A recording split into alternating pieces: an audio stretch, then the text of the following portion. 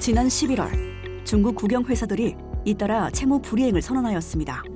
정부가 뒷받침하는 대형 국영 기업들이 잇따라 회사채 만기를 지키지 못했고 중국 정부가 이들의 디폴트를 용인하면서 세계에서 두 번째로 큰 채권 시장에 큰 충격이 가해졌습니다.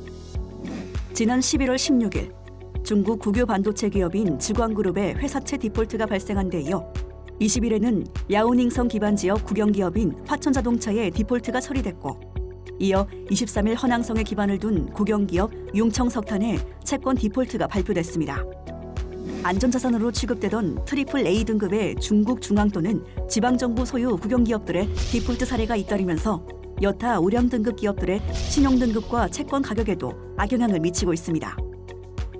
근본 회사채 디폴트의 특징은 올해 11월 이후 중국 회사채 디폴트 규모가 2020년 한 해 전체 디폴트 규모의 27.9%를 차지할 정도로 11월 이후 빈번하게 발생하고 있고 신용등급 트리플 A 이상의 조건의 첨단 산업을 다루는 국영기업들이 포함된 점입니다. 중국 금융당국은 이와 같은 최근의 디폴트 급증의 원인을 크게 경제주기의 요인과 시스템적 요인이 복합적으로 작용한 결과로 보고 있습니다. 특히 올해 하반기 들어 중국은 코로나19로 인한 경기 부진에서 비교적 빠른 회복세를 보여왔으며 이에 그동안 시장에 과도하게 풀린 유동성을 축소하는 방향으로 정책 방향을 전환하고 있습니다. 또한 중국 당국이 본격적인 금융시장 개방을 앞두고 방만한 경영 관행을 바로잡고 기업 경쟁력을 향상시키고자 하는 목적에서 국유기업의 디폴트를 용인하고 있다는 분석도 나옵니다. 중국 당국은 최근 금융 리스크 관리 감독을 강화하고 있어 국영기업 디폴트는 향후에도 증가할 것으로 전망됩니다. 다만 회사채 디폴트 급증이 중국 금융 시스템 리스크로 이어지지 않도록 개혁의 속도를 조절할 것으로 예상됩니다.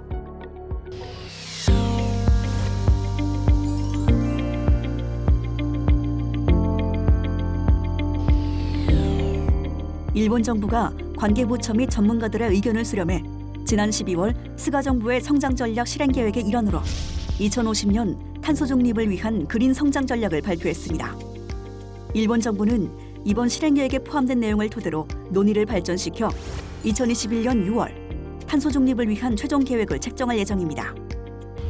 일본 정부는 과거 2050년까지 온실가스 배출량을 현재 80% 정도로 삭감하는 내용을 골자로 하는 2050년 장기 저탄소 발전 전략을 유엔에 제출한 바 있으며 스가 총리가 공식 선상에서 2050년 탄소 중립 사회 실현을 선언하는 등 기후변화 대응에 노력 중입니다.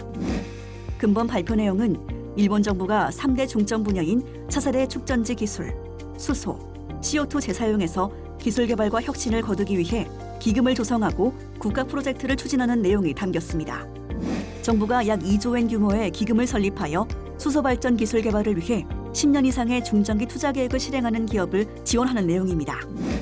에너지 정책에 있어서도 에너지 소비 효율 향상, 최대한의 재생에너지 투입, 석탄 화력 발전 정책의 근본적 전환 등 풀기복잡한 과제를 두고 에너지 정책의 근본적인 재검토를 실시할 예정입니다. 실행 계획을 조기 책정하여 범정부 차원에서 발빠르게 추진할 수 있도록 준비한 것도 주목됩니다. 탄소 중립 실현에 필수적인 수소부터 자동차 축전지, 탄소 재사용, 반도체 등 다양한 관련 분야별로 목표 달성 기한과 제도 정비, 국제 공조 등이 포함된 실행 계획을 발표했습니다. 일본 정부는 내년 6월 실행 계획 최종본을 발표할 예정으로 이때까지 해당 실행 계획에 대한 논의를 계속 진행할 것으로 보입니다. 특히 현재 주요 쟁점인 원자력 에너지의 안전성 확보, 수소 등 대체 연료의 대량 확보 및 관련 산업의 공급망 구축, 설비 관련 비용 절감 정책들이 어느 정도 설득력 있고 구체화될 수 있을 것인지가 관건이 될 전망입니다. 2050년 탄소 중립을 추진하고 있는 우리 정부 차원에서도 일본의 정책 추진 동향을 참고할 수 있을 것으로 보입니다.